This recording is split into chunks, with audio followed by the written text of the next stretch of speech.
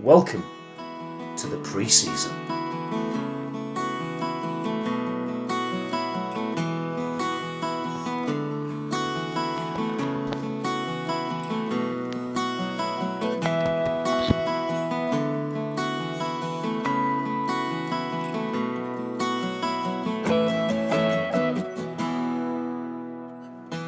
So here we are heading into yet another autumn. Yeah, I get it. Autumn and winter might not seem like prime riding season to many of us. But what if this winter wasn't actually an ending, but actually the start of something new? Because for many, this seasonal downtime might feel like a bit like a sudden cessation of something that we love.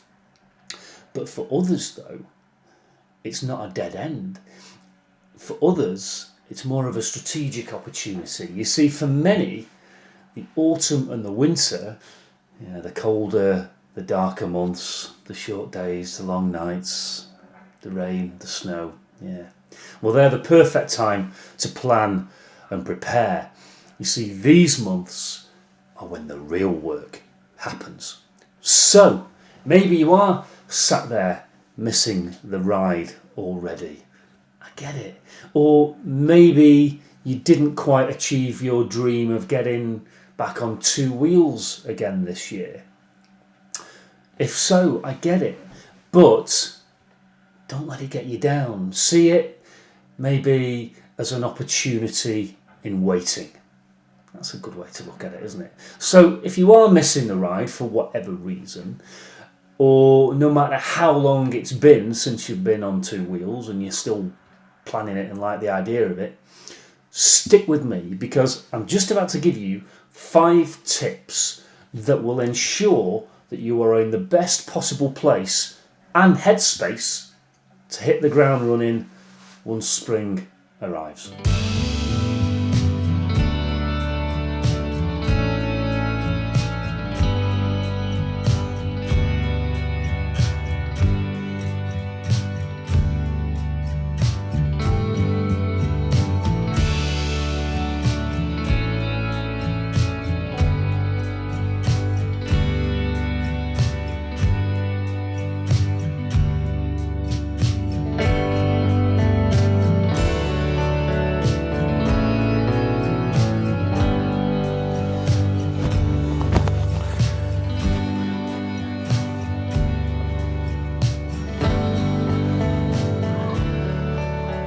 Well, it's certainly that time of year again, isn't it? Where the days get a bit shorter, the nights get a bit longer, the air gets a bit thinner, and we kind of start to think about, is it time to retire the bike for a few weeks? Now, it might be that you've been riding this year and you're taking a bit of a break from it, but equally we know what this channel's all about. It's about returning to two wheels later on in life as well. So stick with me because I'm going to give you 5 things to think about, 5 points to consider during this time of year in order to make the most of next year.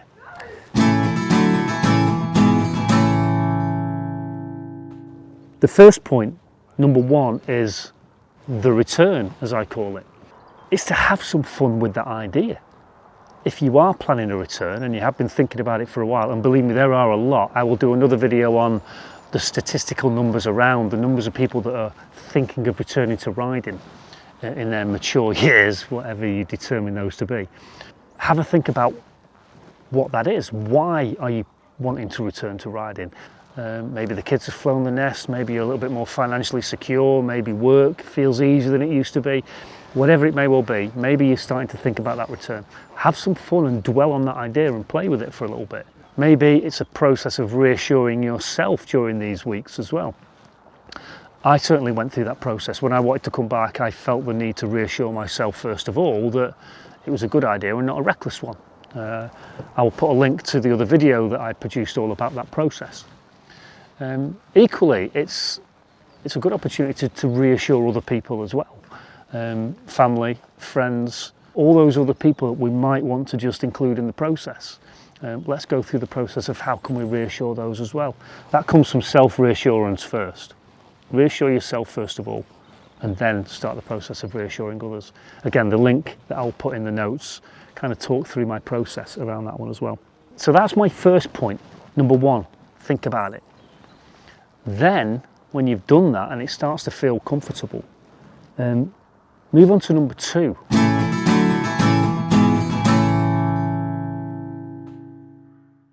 Which is the future plan. And that's where your ideas start to come into fruition, or you can start to make them come into fruition by actually planning them out. Don't leave this thing to whim and to hope and to chance, because those things are never particularly helpful. Be responsible for your own plan and start to think about how you could start to put that in place. So, yeah, number one, I'm thinking of returning to riding. Number two is your plan. When are you actually going to do that? And start to work back from that date. So if, for example, you're saying, well, March time next year, I'm going to be back on the road again. What are the steps and the processes that you need to do in order to hit March next year? Maybe if you're looking at getting a bike, you need to sort some finance out. Maybe you need to think about upgrading the bike that you've had if you're lucky enough to already have a bike, or maybe upgrading that or servicing that and getting it back up to scratch again, whatever that may well be. But equally, there'll be lots of other practical things as well. So formulate your plan, set it in stone and communicate it to other people. Don't just keep it to yourself, because a plan kept to yourself is just a bit of a wish. A plan that's been communicated out to other people makes you accountable for it. So there's much more chance of it actually happening. So number one is think about your return to riding. Number two is formulate your plan. And then point three is where the fun starts, right? So if points 1 and 2 have felt a little bit too kind of tactical and serious and practical, I understand that, but the really important steps to take. Point 3 is where the fun starts, because that is where you can start to think about the routes.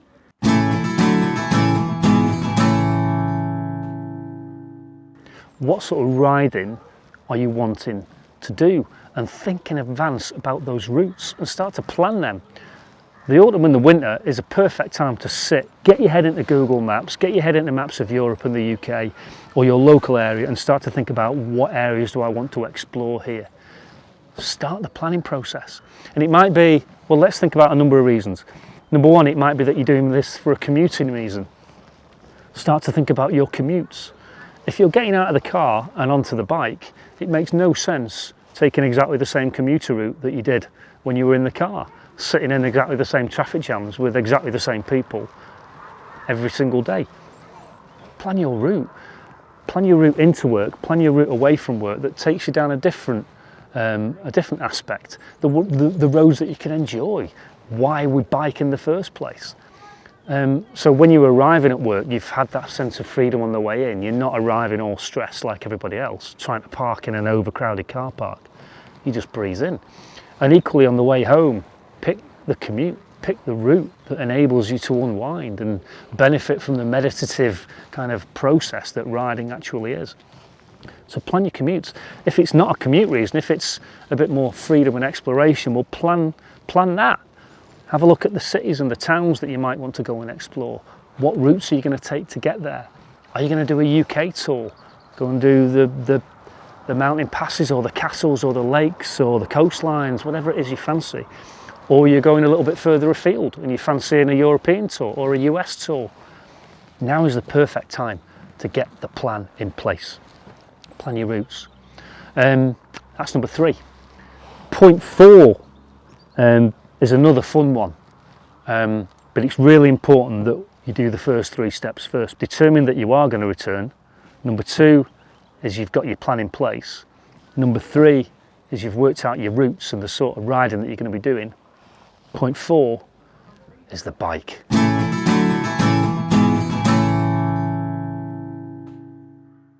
That's the great fun bit. Go and get the bike. Or if you're not going to go and get it straight away, certainly do the research on it. And my point around that is points 1, 2 and 3 will help you to determine what sort of bike is going to be best suited for you. It's pointless going off and buying the first thing that you've seen because you want to get back on two wheels. It might not be suitable for you. Do the homework, do the research, and that will point you down the avenues to the most appropriate type of bike for you.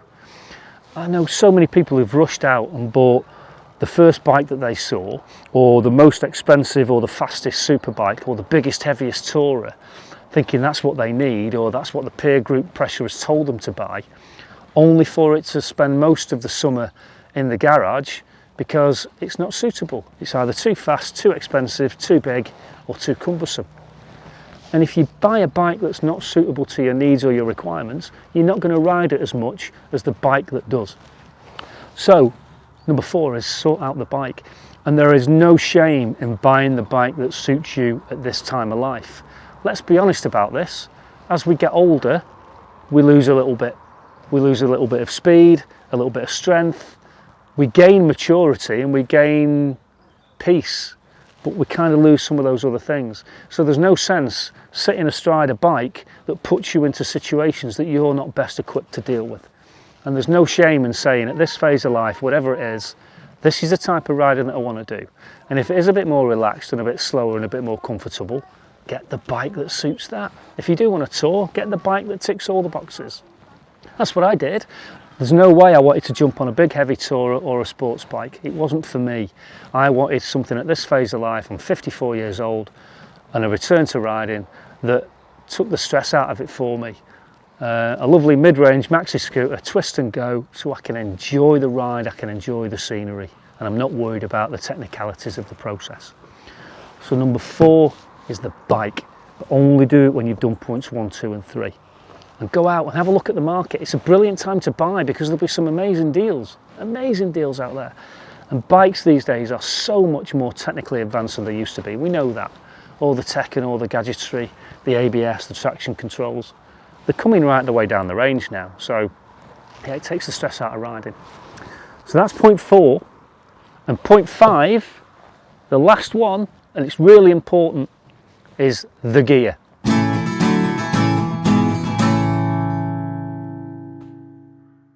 Again, there's no sense rushing off and buying the first things that you see in the store without having done all the homework first of all. So once you know that you're returning, you know your plan, you know the riding that you're going to be doing and the routes, you know the bike you're going to be doing it on, that will tell you what sort of gear you need. It's pointless going out and buying the first bits of kit that you see because it might not be suitable. If you are doing the touring route, that will indicate the kind of things that you need. Maybe you do need a pannier set or some additional storage if you're not doing it on a maxi scooter because you're going for full on touring. So you know that you're going to need that. Clothing wise, you're going to need a good variety of equipment that will handle all different weather conditions, whether you're doing cold winter touring, summer touring, you just need a variety of different touring gear. You might need some intercom stuff as well if you're touring with friends and colleagues. So if you are kind of going not down the full-on tour route, but you're going down the superbike route and the fast bikes, that again, you're in a different part of the superstore for that. You're going to need your leathers, your boots, you're going to need your proper, AAA rated armour for that. We can't have enough armour and protection, but if you're going down that route and you're thinking of track days, you're going to need an entirely different set of kit than you are if you're kind of touring or commuting. And that brings me on to the third point as well. If the majority of your riding is commuter riding, again, it opens up a different part of the store to you. We don't need to be clad in all the expensive leathers. You can pick and choose a wide variety of gear these days. And you can be a lot more urban and a lot more casual about it. The technology in clothing and gear these days has come on almost as quickly as the bikes has. So some of the denims are really high protection denims, certainly for the Kevlar lined as well. So you can kind of commute and not have to get changed. You can still go to the shops and still go to the stores and still go to the office looking reasonable. Some of the jackets, hugely waterproof and warm, but not really thick. Some of the technical fabrics these days are amazing. So that's my last point, is the gear. So number 1, are you going to return to riding? Number 2, put your plan in place and make it firm and commit. Number 3, what routes are you going to be riding? Number 4, get your bike. And last but not least, sort the appropriate bits of gear out as well, because you don't want to be riding in something inappropriate. So that's it. 5 points that can make your autumn and your winter as effective as they possibly can be. So you're not sat there missing the sunshine and missing the rides. You're planning next year as best you possibly can. So I hope you found that helpful. I'm going to go and enjoy the last shreds of sunlight, I think, before it all disappears for the winter. So my name's Rob. This is Back in the Saddle. I hope you're finding this beneficial and you're enjoying the content. I really appreciate, I genuinely do, all the followers that we've got, all the subscribers, all the comments that are coming in. There's so much engagement on this channel. I'm really proud of it, and it's all down to you. So leave me your comments, drop me your questions. I read them all and I try to respond to as many as I possibly can, because I love it and it means the world to me. It really does. So thank you so much. So yeah, this is Back in the Saddle. I hope you enjoy it. Thanks so much.